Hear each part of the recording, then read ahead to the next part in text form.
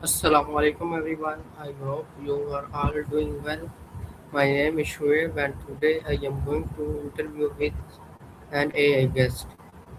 Our topic is water, the origin of life and language. Water is a very important part of life and we use it every day.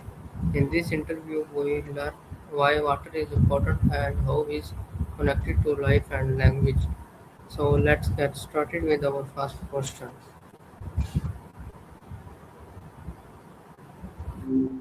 Yo, what's up?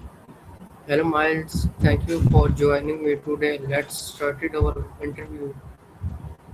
I'm locked in. What's the topic for today?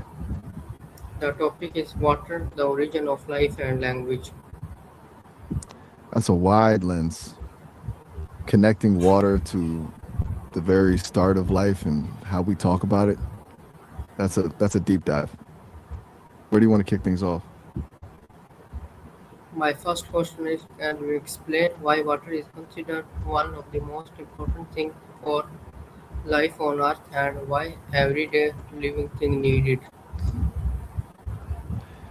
So basically the ultimate solvent. Think of it as the delivery system for everything.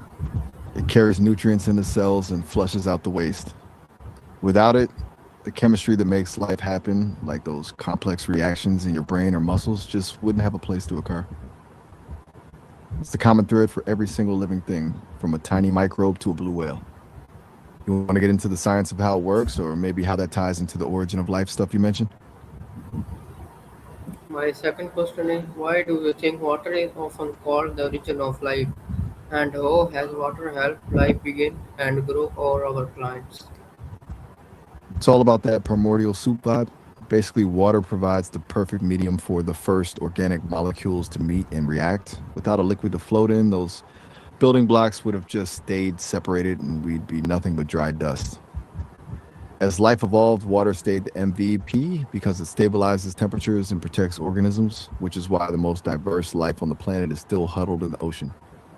Very cool when you think about it. Everything we are is just an evolved version of something that started in a puddle. You thinking about the deep sea vents or maybe something more cosmic like asteroids bringing water to Earth? My third question is, humans, animals, and plants all need water in different ways. Can you explain why water is important for each of them? It's kind of wild how the same molecule does three completely different jobs. You know, for humans and animals, it's all about regulation and transport, keeping your temperature steady and moving oxygen around your blood. Plants, though, use it for something called turgor pressure. Basically, water fills their cells like a balloon to keep them standing upright. Without it, they just collapse. And of course, plants use it as a key ingredient in photosynthesis to actually make their own food. It's like the fuel, and the skeleton, all in one. Does that make sense? Or you want to dive into the plant side of things a bit more?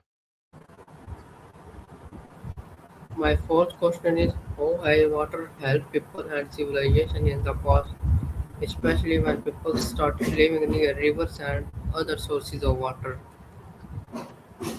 Water basically wrote the first draft of human history. Back in the day, if you didn't have a river, you didn't have a city. Look at the Nile in Egypt or the Indus Valley. These places became powerhouses because water gave them a cheat code for survival. It meant they could stop wandering for food and start farming, which is where everything actually kicks off. Once you have a steady food supply, you get organized government, trade, and eventually the kind of stability that lets people actually sit around and think about art and philosophy. It's kind of a trip that a few riverbanks are the reason we have cities and laws today. You want to talk about some of the specific empires that rose up because of this, or maybe how we started fighting over water rights? My fifth question is, our topic also talk about language. Can you explain how water is connected with language and the word people use in different cultures? That's a really interesting pivot. Water is so universal that it's baked into the way we talk. In a lot of cultures, water is the ultimate metaphor for purity, life, or even the flow of time. Think about how we say someone is going with the flow or that a conversation is fluid. We use water to describe things that are natural and effortless. In some languages, the words for water and life are almost identical, which just shows how deeply linked they are in the human mind. It's not just a resource, it's a way of understanding the world. Do you think certain cultures view water as more of a spiritual thing or more of a practical one? My next question is different countries and languages all have different words for water. Can you give simple example and explain why these words are important? It's a great way to see how people prioritize things.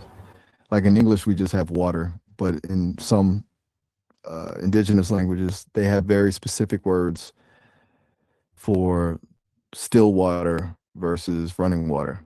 It's not just about naming it, it's about how they interact with it. If your survival depends on knowing exactly which stream is safe to drink from, your language is going to evolve to be way more precise, and those words are like a survival guide baked right into the speech.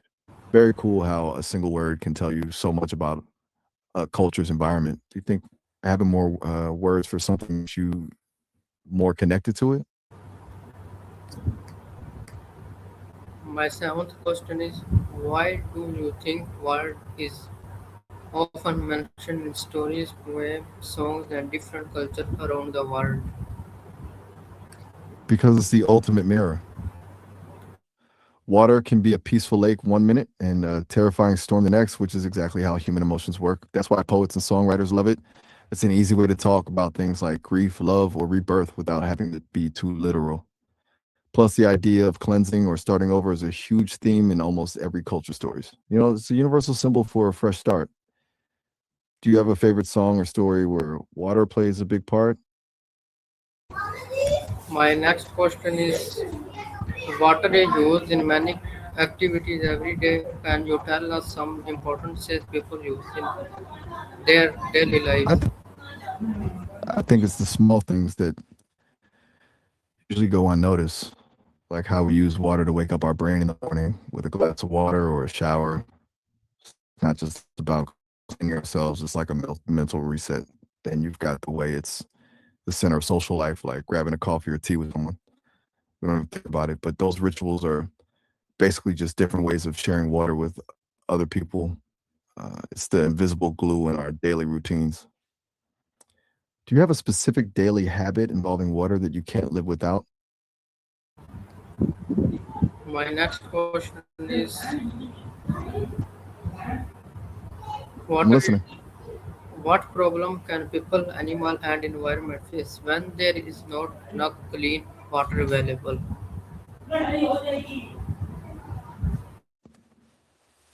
Yeah, it's a total domino effect.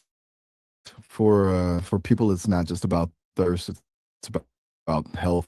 When clean water is gone, people turn to contaminated sources, and that's how you get massive outbreaks of things like cholera.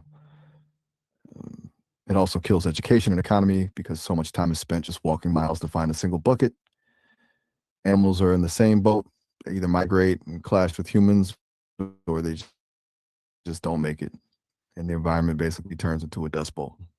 Soil dies, plants vanish, and the whole ecosystem just collapses. It's a brutal cycle. Hmm. Do you think we're doing enough to protect the water we have left? My next question is today many people waste water without thinking about it. What are some simple things we can do every day to save water?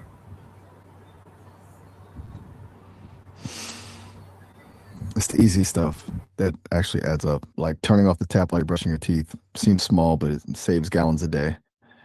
Then there's taking shorter showers or catching the water while your shower warms up to use for your plants.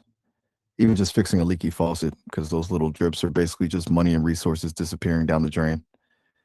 It's mostly about just being mindful of the tap.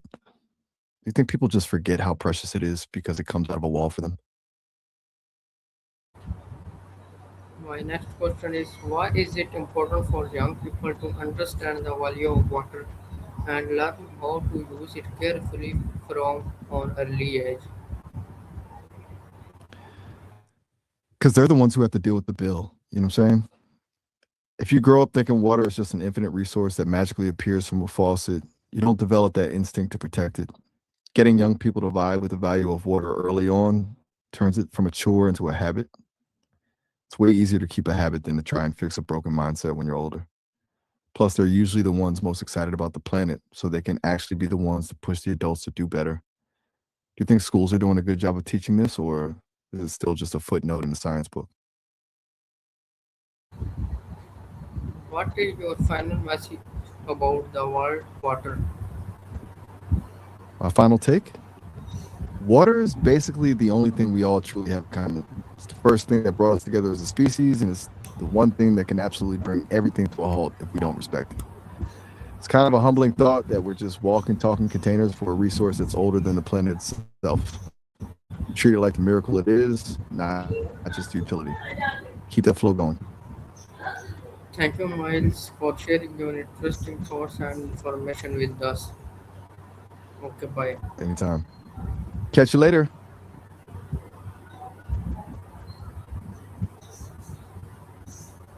Thank you everyone for listening to my interview. Allah Hafiz.